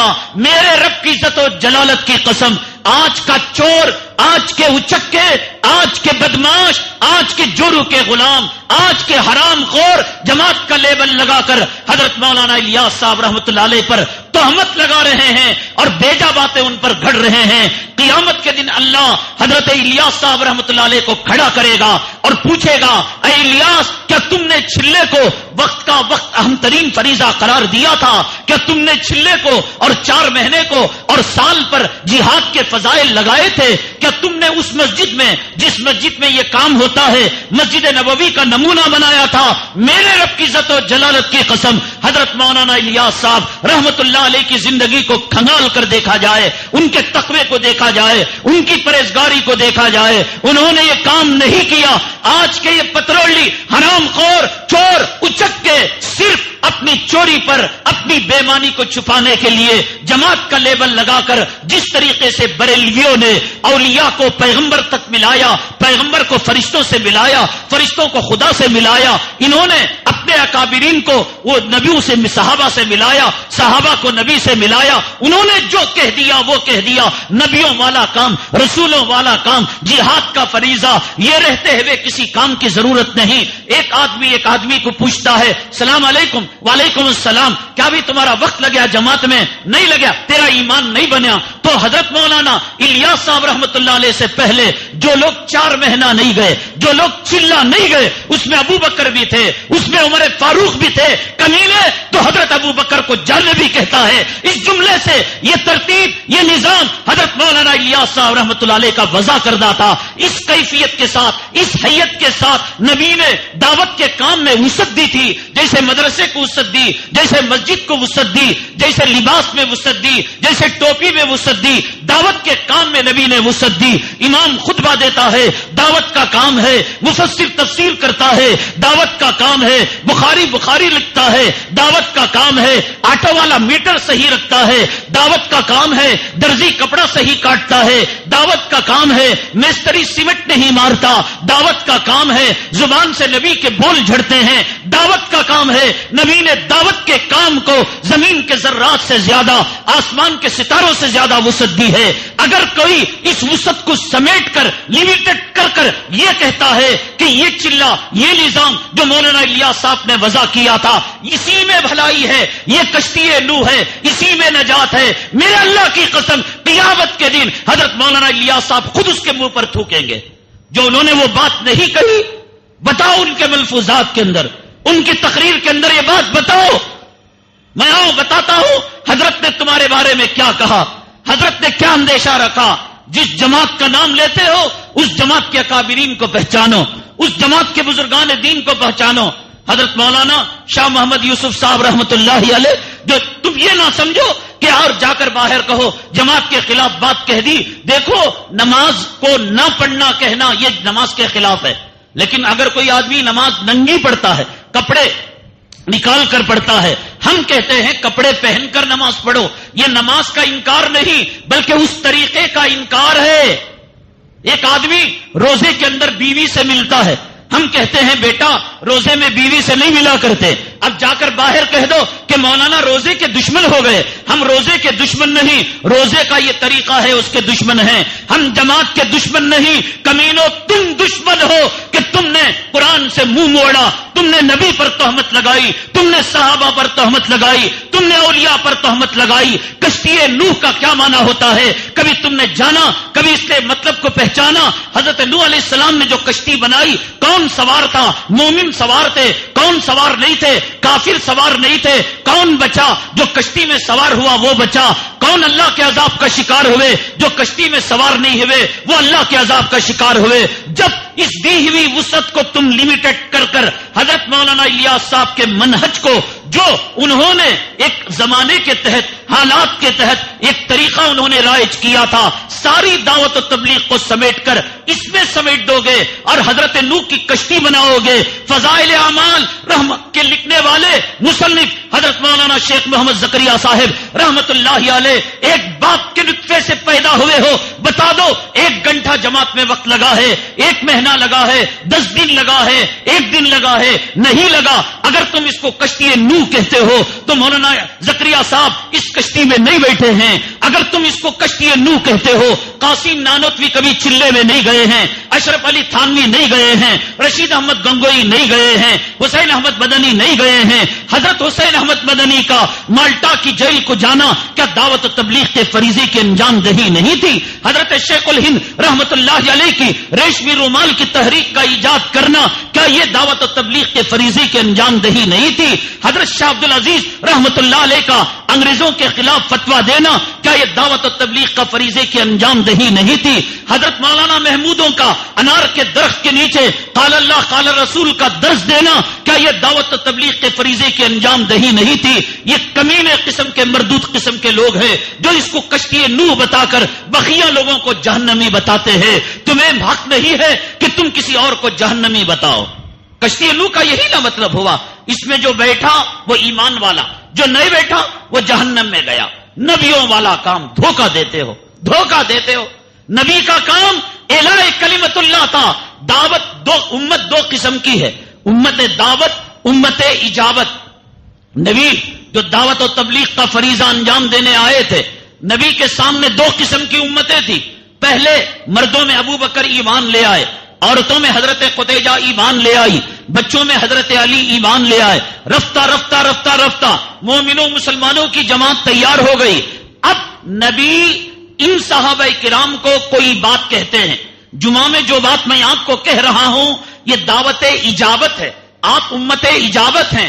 آپ نے آمنت باللہ و ملائکتہ و کتبہ و رسلہ والیوم الآخر پڑھ لیا ہے. آپ کا کلمہ میرا کلمہ ایک ہے، آپ کی کتاب میری کتاب ایک ہے، آپ کا نبی میرا نبی ایک ہے. جس کا پیغمبر ایک ہو، جس کا رسول ایک ہو، اور جس کی کتاب ایک ہو، جس کے صحابہ ایک ہو، جس کا قبلہ ایک ہو. اگر ایک بھائی دوسرے بھائی کو دین کی بات کہتا ہے تو وہ کہنے والا امت اجابت سے مخاطب ہے. اور ایک ہے امت دعوت. نبی کے سامنے دوسرے لوگ تھے، ابو لہب تھا، ادبا تھا، شیبا تھا، منافق تھا، یہودی تھا، عبداللہ ابن سبا تھا. نبی ان کے سامنے اکاس کے میلے میں جا کر، طائف کی سرزمین کے اندر جا کر جو بات کہتے تھے وہ نبی امت دعوت کا کام کرتے تھے، امت دعوت سے خطاب کیا کرتے تھے. نبی کا مقصد زندگی، نبی کی نبوت کا مقصد دعوت اجابت تھا یا دعوت امت تھا؟ نبی نماز سکھانے آئے تھے یا نبی کافروں تک اللہ کی توحید کا ڈنکا بچانے آئے تھے؟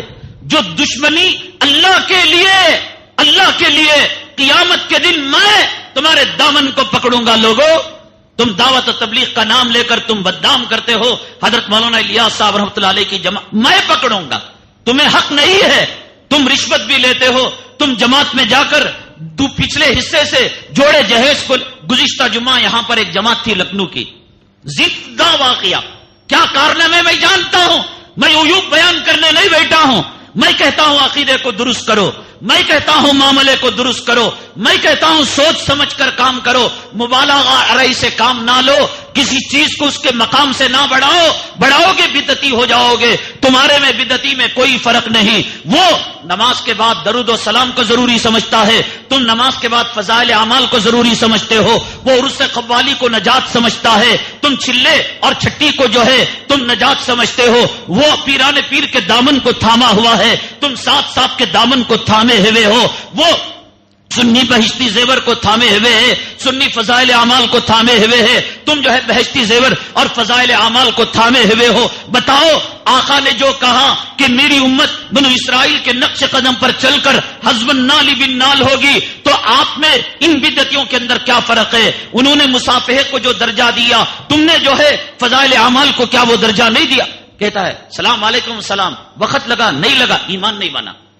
حضرت مولانا پیر ذوالفقار صاحب, لوگ کہتے ہیں حضرت تم ہی کیوں کہتے ہو, ان لوگوں کی بات سمجھ میں, اور عالم کیوں نہیں کہتا؟ ارے جب ہم نے توحید کا ڈنکا بچایا, ہم نے قبروں کے خلاف بات کہی, ہم نے غیر مقلدوں کے خلاف اعلان جنگ کیا, ہمارا ہیرو, ہمارا شیر. اب یہ شیر تب تم پیسے دے رہے تھے مجھے, تمہیں وظیفہ دے رہے تھے.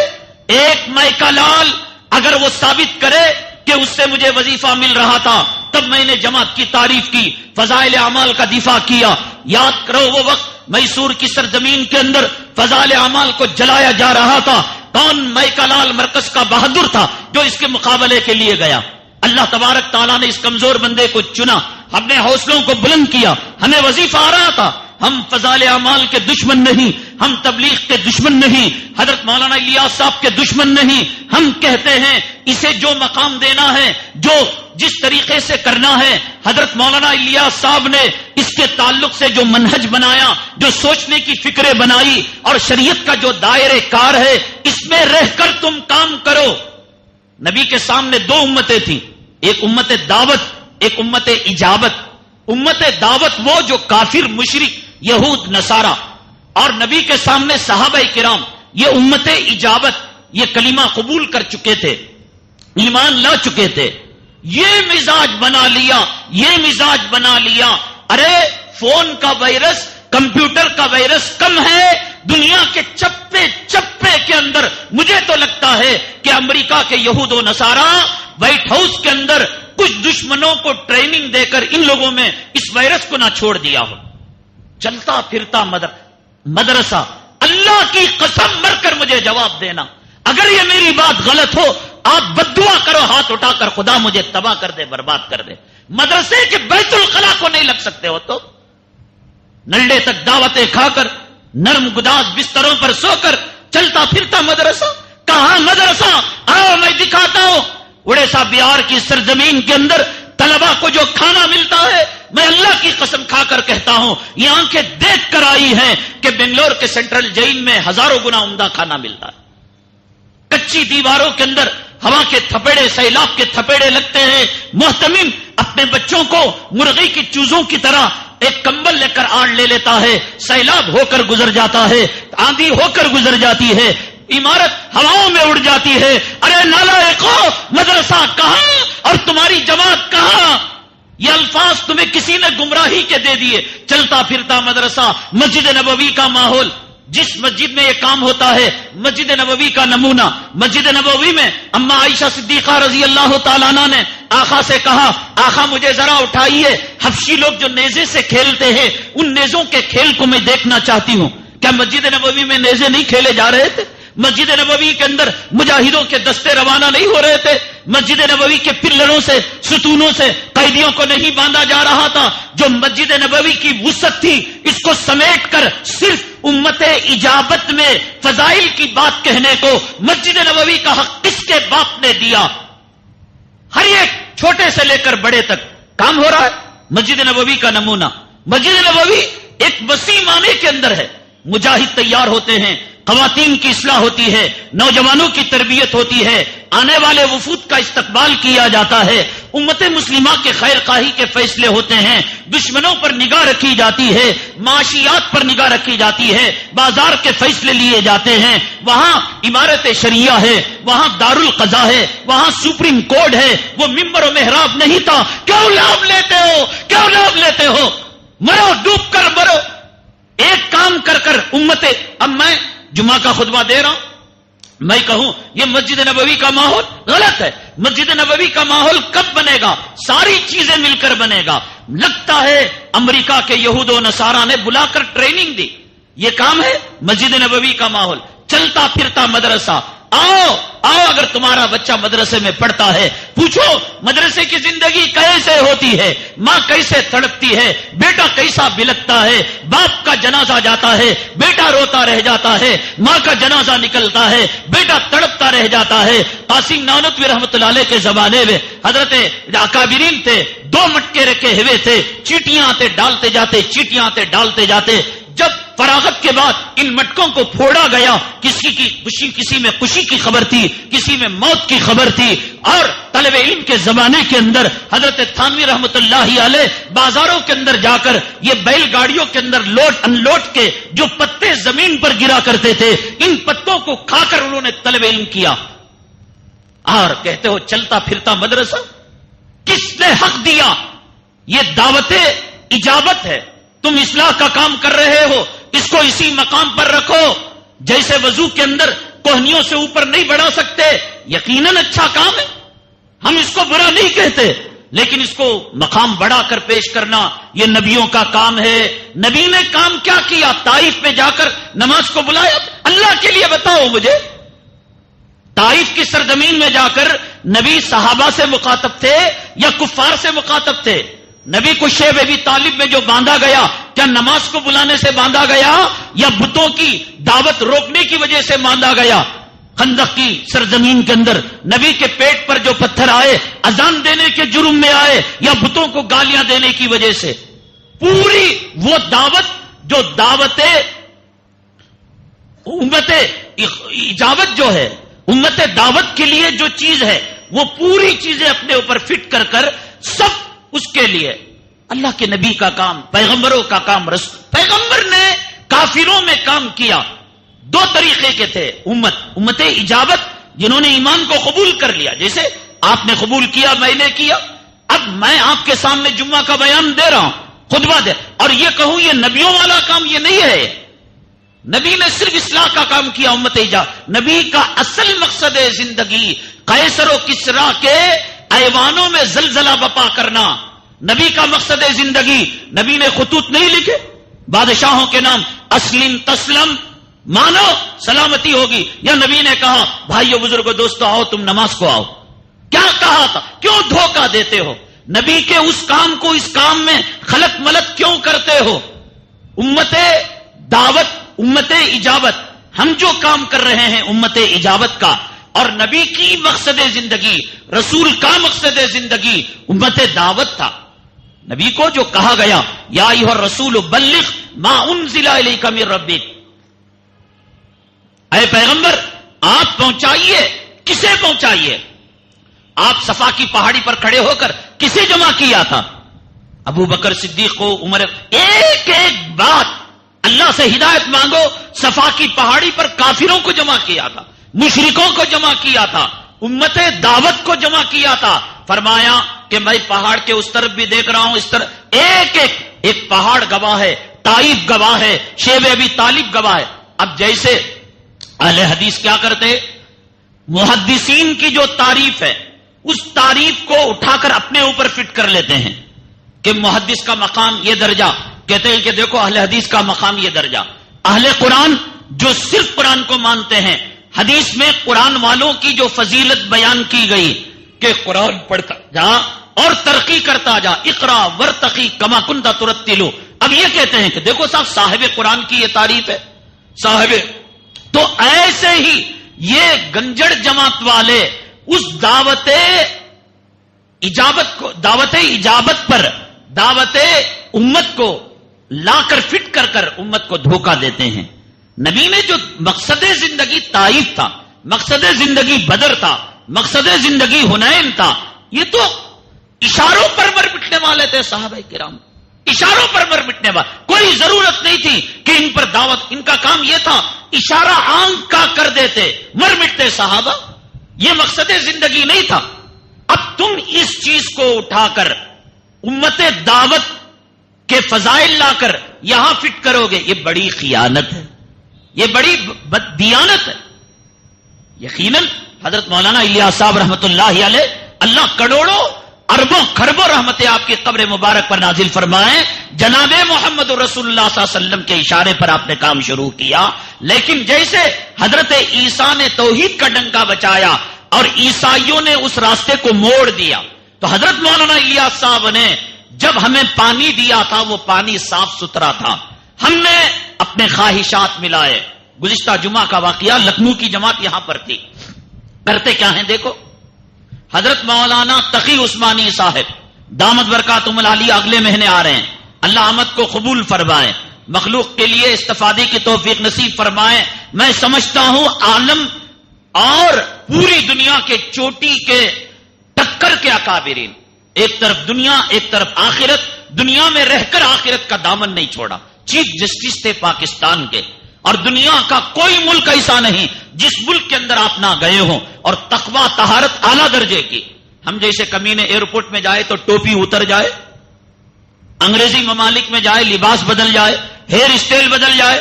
ایک طرف دنیا کے گزرگاہ لیکن دنیا کے خریدار نہیں. ہم کہہ سکتے ہیں کہ حضرات صحابہ کرام کا نمونہ آپ کی زندگی میں دیکھنے کو ملتا ہے. آپ کی حیات کے اندر حضرت نے لکھا کہ تبلیغ کا کام اپنی جگہ صحیح ہے، لیکن اس میں جو لوگ کھڑے ہوتے ہیں تقریر کرنے کے لیے، کیا ہر چیز کی ایک صلاحیت اور ہر چیز کی ایک کیپیسٹی نہیں ہے؟ الیکٹرک کا کام نہیں جانتا، میں ہاتھ ڈالوں گا تو شاٹ مارے گا نہیں مارے گا. گاڑی چلانا نہیں آتا، گاڑی پر بیٹھ گیا، بریک کیا ہے ایکسیلیٹر کیا ہے معلوم نہیں، ٹکر لگے. دین کے کاموں کے نفع نقصان کو جانے بغیر کہ میرے کہنے کا انجام اللہ راضی ہوگا ناراض ہوگا، وہ چلر کا بیپاری، وہ اسکراپ کا بیپاری. بھائیو بزرگوں دوستو، معراج کے اندر حضرت جبرائیل ایک جگہ رک گئے، تم نہ معلوم کیا، گئے سال کا واقعہ. حضور کے امیر صاحب رجب کے مہینے کے اندر تقریر کر رہے تھے، کہہ رہے تھے، یہ علماء بیان نہیں کرتے، کہنے لگے کہ معراج میں ایک موقع پر حضرت جبرائیل علیہ السلام رک گئے. پوچھا تم جانتے ہو؟ کہا نہیں جانتے. کہا ان کا وقت اللہ کے راستے میں نہیں لگا تھا. اس قسم کی حرامی باتیں ایسے لوگ کہتے ہیں جس سے کفر لازم آتا ہے. حضرت جبرائیل علیہ السلام پر تہمت. یہاں گزشتہ جمعہ لکھنؤ کی جماعت تھی، مولانا تقی عثمانی صاحب لوگ کہتے ہیں کہ بھئی تم کیوں کہہ رہے ہو؟ انشاءاللہ ہمارے اکابرین کی کتابیں، ہمارے اکابرین کے ملفوظات، ان کی تقاریر کو ایک سی ڈی بنا کر اور ان کے ملفوظات کا ایک دستہ بنا کر ہم عنقریب آپ کے حوالے کریں گے. یہ صرف اس لیے حدیث قیامت کی نشانیوں میں ایک نشانی ہے. کیا نشانی؟ لوگوں کو حق بات کہنے سے بچا جائے گا ان کے ڈر کی وجہ سے. ارے مرنے دو یار، اب کہے گا تو خامخواہ جو ہے ظلم ہوگا، فتنہ ہوگا. میں کہہ رہا ہوں کہ دو وجہ سے علماء خاموش ہے. ایک اس وجہ سے کہ اس جماعت کے اندر اشرار اور فتین قسم کے لوگ ہیں، معاف نہیں کریں گے، اس کا جینا حرام کر دیں گے. شر سے بچنے زبانوں کو لگام لگایا. اور دوسرے اس وجہ سے کہ اس کام کا ریکارڈ ماضی کا بہت اچھا ہے، ہزاروں لاکھوں کروڑوں لوگ ہدایت یافتہ ہوئے. اس ریکارڈ کو دیکھ کر اگر کوئی جملہ کہا جائے، خدا نہ کرے کہ میرے جملے سے لوگ جماعت سے دور نہ ہو جائیں، اس وجہ سے یہ دو وجوہات سے ہر کسی عالم کو بلا کر لاؤ، ممبر رسول پر بٹھاؤں گا، ہاتھ میں اللہ کا قرآن دو، قسم دے کر پوچھو کہ موجودہ تبلیغی حضرات جو کام کر رہے ہیں صحیح ہے یا غلط.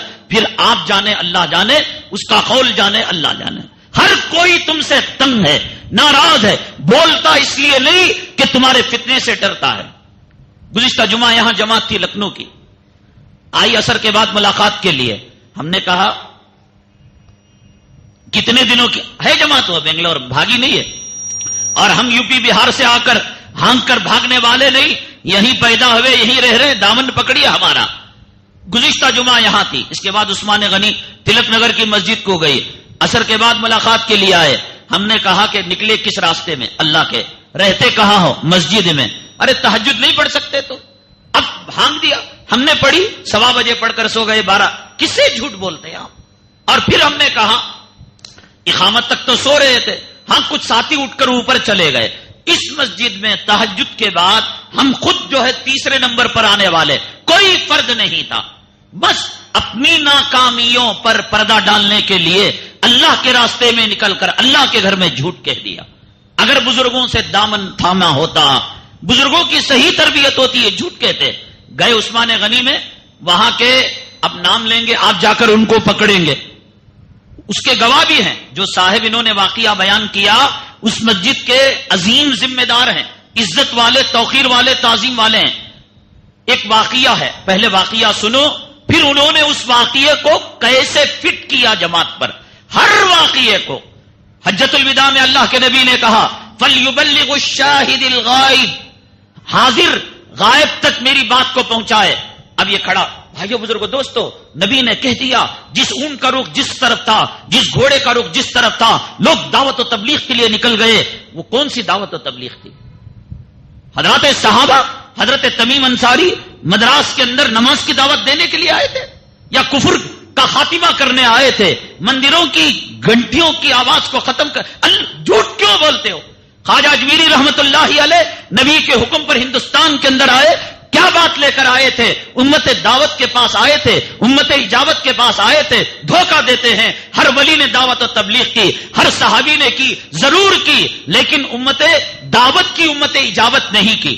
خواجہ اجمیری رحمت اللہ علیہ نے دعوت و تبلیغ کا جو فریضہ انجام دیا, امت دعوت کے 1,00,000 افراد نے آپ کے ہاتھ پر کلمہ پڑھا.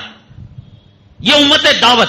اور امت اجابت 70 لاکھ مسلمانوں نے آپ پر بیعت توبہ کی. اب اس چیز, ہر کام کو چھلے سے جوڑنا, ہر کام کو چھلے سے جوڑنا. ارے رمضان کے اندر کیوں تو جاتے ہو جماعت میں؟ قرآن سنو, اعتکاف میں بیٹھو, عالم باہر سے آئے ہیں ان کی تفسیر سنو. نبی بدر کو نہیں گئے تھے؟ بدر کے جانے کو اور تمہارے اللہ کی قسم, اللہ کی قسم, بدر میں جو صحابی گیا, وہ صحابی نے جو استنجا کیا, اس استنجے میں جو جراثیم تھا, قیامت تک تمہارے تبلیغی اس پیشاب کے جراثیم کو نہیں لگ سکتے. ارے کیا بات کرتے ہو لوگوں, کیا بات کرتے ہو؟ صحابہ کی, بدری صحابہ کی, جن کا نام لے کر دعا کرے تو دعا قبول ہو جائے. ہر بات کو, ہر بات کو اللہ کا راستہ, اللہ کا راستہ, جنگ کو جائے اللہ کا راستہ, قرآن پڑھانے جائیں اللہ کا راستہ, ہر جو ہے کام کو چلے سے دھوکہ کیوں دیتے ہو لوگوں, دھوکہ کیوں دیتے ہو؟ اب سنو واقعہ کیا تھا. واقعہ تھا زندہ وقت لکھنؤ کی جماعت ہے, جس نے کہا وہ ہے, جو کہتے وقت گواہ تھے وہ ہیں, کہنے والا بھی ہے, اور اللہ گواہ ہے. سمجھ گئے؟ اللہ کے لیے انصاف سے کام لو. ابھی ہے جماعت, وہ جماعت نہیں گئی. گزشتہ جمعہ یہاں تھی. اور عثمان غنی کا واقعہ, حضرت عمر فاروق رضی اللہ تعالیٰ عنہ کے دور میں ایک بادشاہ تھا, اور کچھ لوگ تھے طواف کر رہے تھے. طواف کرتے ہوئے بادشاہ کی چادر پر کسی غلام کا, کسی چھوٹے آدمی کا پیر لگ گیا. چادر میں آ گیا, ٹھوکر لگی, کیا ہوا؟ اب تھا بادشاہ. اب طواف کون کرتا؟ ہندو کرتا ہے, مسلمان کرتا ہے. اس نے تھپڑ مارا اس آدمی کو. نالائق, دیکھتا نہیں تھپڑ. اس آدمی نے جس نے تھپڑ کھایا, حضرت عمر فاروق رضی اللہ تعالیٰ عنہ کو جا کر شکایت کر دی. حضرت عمر فاروق رضی اللہ تعالیٰ عنہ نے اس بادشاہ کو بلایا, کہا کہ اسلام کے اندر جیسا تیسا بدلا ہے, ایک تھپڑ کو ایک تھپڑ, ایک ہاتھ کو ایک ہاتھ, ایک آنکھ کو ایک آنکھ, ایک مکے کو ایک مکہ. اب تمہیں اس غلام سے تھپڑ کھانا پڑے گا. اب وہ بادشاہ کہنے لگا کہ صاحب یہ تو میری بڑی بے عزتی ہے, تھپڑ کھا کر غلام سے جاؤں گا, تو کریں گے. اب وہ مرتد ہو گیا. اور مرتد پر اسلام کا قانون جاری نہیں ہوتا. مرتد جو ہو جاتا اسلام سے نکل گیا, اسلام کے قانون سے بھی وہ ہٹ گیا. دو ہی راستے تھے, اسلام پر باقی رہتا, غلام کا تھپڑ کھاتا, یا اسلام سے نکلتا, بچ کر اپنے گاؤں بھاگتا. مرتد ہو کر چلا گیا, اپنے گاؤں کے اندر, اپنے ملک کے اندر چلا گیا. اس وقت مولانا الیاس صاحب تھے, یہ چلا تھا, یہ 4 مہینے تھے. اللہ کے لیے بتاؤ مجھے, کہیں بخاری میں کوئی 4 مہینے بتا دے, چلا بتا دے, کلام پاک کی 6666 آیتوں میں کوئی اسے بتا دے, منہ مانگا انعام دوں گا. ہر بات کو قل ھذہ سبیلی ادعو الی اللہ, اسی راستے کی طرف میں. یہ راستہ کوسا؟ 4 مہینے کا. استغفر اللہ, استغفر اللہ. یہی تو وہ بدعتی کہتے ہیں. وَيُطْعِمُونَ الطَّعَامَ عَلَىٰ حُبِّهِ مِسْكِينًا وَيَتِيمًا وَأَسِيرًا. وہ کھانا کھلاتے ہیں تو براکٹ میں کیا لکھتے ہیں؟ 11ویں کھلاتے ہیں. جیسا کھانا کھلانے کو 11ویں کہہ کر ٹھپا لگایا, تو یہ بھی فی سبیل اللہ کو چھلا کہہ کر ٹھپا لگایا. جیسے ان کو وہ کہنے کی اجازت نہیں، ان کو یہ کہنے کی اجازت نہیں ہے. تو یہ تھا، وہ چلے گئے مرتد ہو کر، اسلام کا ذائقہ چکھ چکے تھے، طواف کر چکے تھے اور ایمان اسلام کے ذائقے سے واقف تھے. پچھتاوا تو ہونا تھا. کہا کہ اب اس حالت میں مروں گا، میں جہنم میں جاؤں گا. بڑے بڑے صحابہ تھے، مشورہ لیا. کہا کہ نہیں، اب تو تجھے تھپڑ کھانا پڑے گا، اب تجھے کوئی چارہ کار نہیں. کہا کہ اب ایمان لاؤں تو بھی بے عزتی، اب رہوں اس حالت میں مر نہیں سکتا. تو بڑے ہوشیار تھے صحابہ کرام. تو کہا کہ ایک کام کرو، حضرت عمر فاروق کی بیٹی کے لیے نکاح کا پیغام دے دو. تو انہوں نے پیغام دے دیا. حضرت عمر فاروق نے کہا کہ کافر کا نکاح مسلمان سے نہیں ہو سکتا، تم کو اگر میری بیٹی سے نکاح کرنا ہے تو ایمان لانا پڑے گا. اب قبول کر لیا. ایک ان کو بہانہ چاہیے تھا ایمان اور اسلام کو قبول کرنے کا. صحابی نے مشورہ دیا تو انہوں نے ایمان اور اسلام قبول کر لیا. تو اب اس کے بعد یہ ہوا کہ حضرت عمر فاروق نے کہا کہ جاؤ ان کو بلا کر لے آؤ تاکہ ان کو تجدید کلمہ کرائے، ان کو ارتداد سے توبہ کرائے اور ایمان اور اسلام میں داخل کرے. صحابی جب ان کو بلانے لے کر گئے تو جانے سے پہلے اس بادشاہ کا کفر کی حالت میں انتقال ہو گیا. اب اس واقعے کو اٹھا کر لوگوں، چلے میں نہیں جاؤ گے، 4 مہینے نہیں جاؤ گے تو تم تک دعوت کی بات پہنچنے سے پہلے موت آ جائے تو ایسی موت تم مرو گے. واقعہ کوسا فٹ کہاں کر رہے ہیں دیکھیے. ایک صاحب کنک پورا کے اندر آئے تھے، بامبئی کی جماعت. جھوٹ بولو تو خدا کی لعنت مجھ پر، خدا کتے سور کی موت سے بدتر دے مجھے. میں جھوٹ نہیں کہتا، میں کہتا ہوں کہ لوگوں درست کر لو، اپنے ایمان کو درست کر لو، بزرگوں کو تہمت لگانے سے بچو. امیر صاحب کہہ رہے تھے لوگوں تم جانتے ہو جنگ آزادی کے اندر علماء کو سور کے چمڑوں کے اندر ڈال کر آگ کے حوالے کیا جاتا تھا، شاملی کے میدان میں فلاں جگہ، اور دلی سے لے کر میرٹھ تک ان کو درختوں پر لٹکا دیا گیا، ان کو کالے پانی بھیجا گیا. کہا کہ لوگوں جانتے ہو کیوں؟ کہا اللہ کا عذاب. کہا کیوں؟ اس لیے اللہ کا عذاب، یہ اللہ کے راستے میں نہیں نکلے تھے. اس قسم کی تہمتیں، اس قسم کے الزامات، اس قسم کا غلو کرنا. مدرسہ پڑھاتا ہے ایک استاد، میں نورانی قاعدہ پڑھا رہا ہوں، فرض کرو 4 بچے میرے پاس پڑھ رہی، مجھے آ کر تنگ کرتی، اللہ کے راستے میں نکلو. میں جو بچوں کو قرآن پڑھا رہا ہوں کیا وہ دعوت و تبلیغ نہیں ہے؟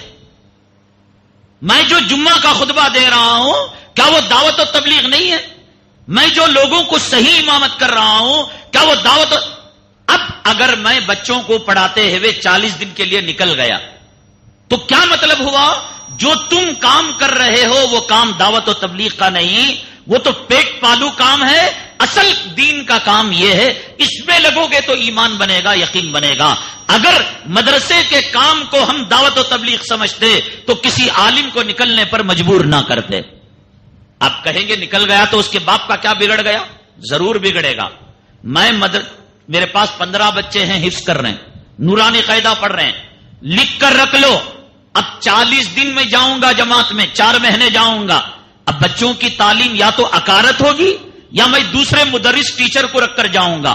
یہ لکھ کر رکھ لو، میں چونکہ بچوں کا استاد ہوں، ان کی نفسانیات کو جانتا ہوں، ان کے مزاج کو جانتا ہوں، ان کی عقل کی کیپیسٹی کو جانتا ہوں. آنے والا استاد 40 دن 4 مہینے میں جان نہیں سکتا. حرم کے امام سدیس بھی آ جائیں یقیناً وہ افضل ہیں، لیکن مجھ جیسا وہ نہیں پڑھا پائیں گے. یہ بچوں کی تعلیم کا جو نقصان ہے کیا امت کا نقصان نہیں ہے؟ کیوں غلو کرتے ہو؟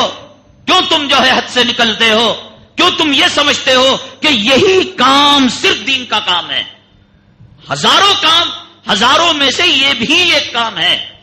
حضرت مولانا پیر ذوالفقار صاحب دامت برکاتہم العالیہ، آپ کے اوپر ایک شخص جو ہے بیعت کرنے کے لیے آیا، ہاتھ پر بیعت کرنے کے لیے آیا اور کہنے لگا کہ حضرت میں بیعت تو کروں گا، آپ کے پیر و مرشد اور آپ کے جو بڑے حضرت ہیں ان کا وقت اللہ کے راستے میں لگا. مسکرانے لگے، ارے بندے ساری زندگی اللہ کے راستے میں، پڑھنے میں پڑھانے میں. من طلب العلم فی سبیل اللہ، من طلب العلم فہو فی سبیل اللہ. جو علم دین کے لیے نکلے وہ اللہ کے راستے میں ہیں.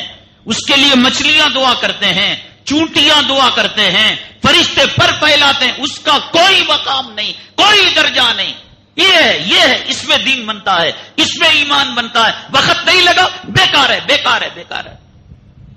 حضرت نے کہا، حدیث پڑھ کر سنائی، کہا کہ بات تو ٹھیک ہے آپ جو کہہ رہے ہیں۔ اس کے بعد حضرت نے کہا کہ تم اللہ کے راستے سے کون سا راستہ مراد لیتے ہو؟ اس نے کہا حضرت یہی 4 مہینے اور چلہ۔ حضرت نے کہا یہ کب سے شروع ہوا 4 مہینے اور چلہ؟ یہ ترتیب کب سے شروع ہوئی؟ کہنے لگا مولانا الیاس صاحب رحمت اللہ علیہ سے۔ کہا کہ اس ترتیب پر آپ سے پہلے کسی صحابی نے عمل کیا، کسی تابعی نے عمل کیا، کسی محدث نے عمل کیا اور کسی امام نے عمل کیا؟ امام ابو حنیفہ 4 مہینے نکلے، امام بخاری 4 مہینے نکلے، حضرت ابوبکر صدیق چلہ نکلے۔ کہا کہ نہیں۔ فرمایا کیا وہ اللہ کے راستے میں نہیں تھے؟ کیا دعوت و تبلیغ کا فریضہ انجام نہیں دے رہے تھے؟ ارے اللہ کے بندے، یہ ترتیب ہے من جملہ دعوت و تبلیغ کے حصوں میں ایک حصہ ہے، من جملہ دعوت و تبلیغ کے شعبوں میں ایک شعبہ ہے۔ اسی شعبوں میں، اس شعبے میں سارے شعبوں کو سمیٹنا خیانت ہے، اور یہ سمجھنا کہ یہی دین کا کام ہے، یہ اللہ کی ناراضگی اور خدا کے قہر اور خدا کے عذاب کو مول لینے کے مترادف ہے۔ بہرحال میں آپ کو اگلی جمعہ ایک بات بتاؤں گا۔ اب دیکھیے کہ ان باتوں سے تو یہ نہیں لگ رہا ہے کہ ہم جماعت کے مخالف، جماعت کے مخالف نہیں، جماعت جو نظریات رکھتی ہے، یعنی جماعت کو سب کچھ سمجھنا، مسجد نبوی کا ماحول دینا، مجاہد بنانا، غازی بنانا، اور یہ سمجھنا کہ ان سے مدرسے زندے، ان سے مسجدیں زندی، نہیں، مدرسوں سے جماعت زندہ ہے۔ مولانا الیاس صاحب مدرسے کے پڑھے ہوئے ہیں، حضرت جی مدرسے کے پڑھے ہوئے ہیں، تب جا کر ان کے اندر دعوت و تبلیغ کا داعیہ پیدا ہوا۔ تبلیغ میں لگ کر مدرسے کا داعیہ نہیں پیدا ہوا۔ ماں سے بچہ پیدا ہوتا ہے، بچے سے ماں پیدا نہیں ہوتی۔ کان کھول کر سنو، سمجھتے کیوں نہیں ہو؟ اب الٹا کر دیا کہ دعوت و تبلیغ سے مدرسہ، نہیں، مدرسے سے دعوت و تبلیغ ہے، علماء سے دعوت و تبلیغ ہے۔ 80 سال فضائل اعمال پڑھتا ہے، سنتا ہے، اور اگر کوئی پوچھے کہ فضائل اعمال کے اندر خون پینے کا تذکرہ ہے اور خون پینا حرام ہے، بغلیں جھانکتا رہتا ہے۔ 80 سال فضائل اعمال پڑھ رہا ہے۔ فضائل درود کے اندر ہے کہ آقا دو عالم صلی اللہ علیہ وسلم نے ایک عورت کے پیٹ کو چھوا، اس کا درد ختم ہو گیا۔ ایک غیر مقلد سوال کرتا ہے کہ نبی غیر محرم عورت کی پرچھائی سے حیا کرتے تھے، وہ پیغمبر عورت کے پیٹ کو کیسا چھو سکتے ہیں؟ تمہارے شیخ زکریا نے کتاب میں بات لکھی، جواب نہیں۔ مردے نے انگوٹھا ہلایا، اس نے پوچھا کیا مردہ بات بھی کرتا ہے؟ کیا مردہ جسم بھی ہلاتا ہے؟ جواب نہیں۔ پڑھ رہے، ارے ہم کہتے ہیں علماء سے سیکھو، علماء سے سمجھو، اور علماء کے دائرے کار کے اندر رہ کر اس فریضے کو انجام دو، اور جا کر حضرت تبلیغ کے خلاف بول ڈالے، تبلیغاں کو نہیں، بالکل غلط۔ موت کے بعد جو یہ بات کہے گا وہ ایک نطفے سے نہیں پیدا ہوا، اور قیامت کے دن اس کے سارے اعمال مجھے دینے پڑیں گے۔ اگر ہم تبلیغ کے دشمن ہوتے، ہم فضائل اعمال کا دفاع نہ کرتے۔ نیل سندر کی تقریر اٹھا کر دیکھو، ہم نے اس کے اندر دعویٰ کیا ہے کہ تمہارے مزار پر بیٹھے ہوئے 100 سال کے مجاور کو لاؤ، ہم چلے کے ایک جو ہے عام آدمی کو لائیں گے، ہم دیکھیں گے فاتحہ یہ صحیح پڑھتا ہے، فاتحہ یہ صحیح پڑھتا ہے۔ اس امت پر، اس تبلیغ پر جب چھری چلی، اس پر اعتراضات کی بوجھار ہوئی، ہم تھے، ہمیں اس وقت کوئی روپیہ نہیں آ رہا تھا، وظیفہ نہیں آ رہا تھا، ہم کل بھی تھے، آج بھی ہیں، مرتے دم تک رہیں گے، لیکن ہم نے تبلیغ کو جو مانا ہے، تم جیسے چپڑ خناتیوں اور جھوٹی راویوں کو دیکھ کر نہیں مانا، ہم نے شاہ الیاس کو دیکھ کر مانا، ہم نے شاہ محمد یوسف صاحب کو دیکھ کر مانا، ہم نے حضرت جی کو دیکھ کر مانا۔ ان کے رات کے رونے کو نہ دیکھتے، ان کے رات کے گڑ گڑانے کو، ان کے تڑپنے اور بلبلانے کو نہ دیکھتے، ہم تم کو دیکھ کر تبلیغ سے ہم مرتد ہو چکے ہوتے۔ بدنام کر رہے ہو تم تبلیغ کا نام لے کر، الٹی سیدھی روایتیں، علماء کی توہین، جہاد کا بیان کرنا اور مسجد نبوی کا نمونہ دینا، علماء کو تنگ کرنا۔ عالم جو کام کر رہے دعوت و تبلیغ کا کام نہیں کر رہے۔ میں نے کہا کہ مدرسہ پڑھانے والا جائے گا، مدرسے کو حرج ہوگا۔ حضرت مولانا صدیق صاحب باندوی رحمۃ اللہ علیہ فرماتے ہیں، جو مہتمم مدرسے کا بار بار عمرے کو جاتا ہے، قیامت کے دن اسے اللہ کے پاس جواب دینا پڑے گا۔ تیرے عمرے کو بار بار جانے کی وجہ سے مدرسہ کا نظام الٹا سیدھا ہو رہا ہے، محتمم پرنسپال مدرسے میں رہتا ہے، استاد ڈرتا ہے، بچے ڈرتے ہیں، اور جب بڑا چلا گیا آزادی آ گئی. کوئی 8 بجے آنے والا 9 بجے آ رہا ہے، 9 بجے آنے والا 10 بجے. عمرے کو جانے پر پابندی کی. اب یہاں کیا ہے؟ دکان چل رہا ہے، مکان ہے، بیوی کا ڈلیوری کا مسئلہ ہے، بچوں کے ایگزام کا مسئلہ ہے. نکلو اللہ دیکھ لے گا. یہی ہے، اسی میں نجات ہے، اسی میں اللہ کی مدد ہے، اسی میں اللہ کی نصرت ہے. بیوی کی خدمت، بیوی کا حق نہیں، شریعت نے بیان نہیں کیا. حج کے وقت شرائط نہیں ہے. اگر حج کے وقت بیوی ڈلیوری کا وقت ہو، کوئی دیکھنے والا نہ ہو، اپنے مفتی سے پوچھو مسئلہ کیا ہے. حج کو جانے سے پہلے بیوی کی عزت و آبرو لٹنے کا مسئلہ ہو، پوچھو. اولاد اگر روٹ کے ہو رہی ہو اور گھر بچے روٹ کے ہو رہے ہوں، زندگی بھر میں ایک مرتبہ حج بیت اللہ کا فریضہ، اتنے کڑے شرائط، الٹے بیٹھتے چلتے پھرتے، اٹھو نکلو. اور جو نکل گیا، نہ گھر کی پرواہ نہ بیوی کی پرواہ. کتنے حادثات ہم کہیں تو تم کہو گے مولانا تہمت باندھ رہے ہو. بیویوں کو طلاق ہو گئی اور ٹمکور کی ایک عورت گھٹ گھٹ کر مر گئی. اسے وہ جذبہ دیا گیا، وہ ٹمپریچر چڑھایا گیا اور اسے وہ فضیلت بیان کی گئی. یہ اللہ کا راستہ، حوروں سے نکاح ہوگا. 10 دن کے بعد گیا، 1 سال لگا، بیوی تڑپتی رہی، روتی رہی. دوسرا سال لگا، بچہ تڑپتا رہا. بچے کو تڑپنے کو دیکھ کر بیوی کا انتقال ہو گیا. وہاں کے مفتی صاحب کا بیان ہے. یہ شریعت اجازت دیتی ہے. غلو کیوں کرتے ہو؟ ہر چیز کی ایک حد ہے. نماز کی جماعت کے بارے میں آقا نے فرمایا، جو جماعت چھوڑے گا میں اس کے گھر کو آگ لگاؤں گا. لیکن جس کے جسم میں کیڑے ہو، بدبو ہو، آقا نے فرمایا اس آدمی کو چاہیے کہ وہ جماعت کی نماز نہ پڑھے، وہ گھر میں اپنی تنہا نماز پڑھے. شریعت کے مزاج کو سمجھو. جسم میں کیڑے رکھ کر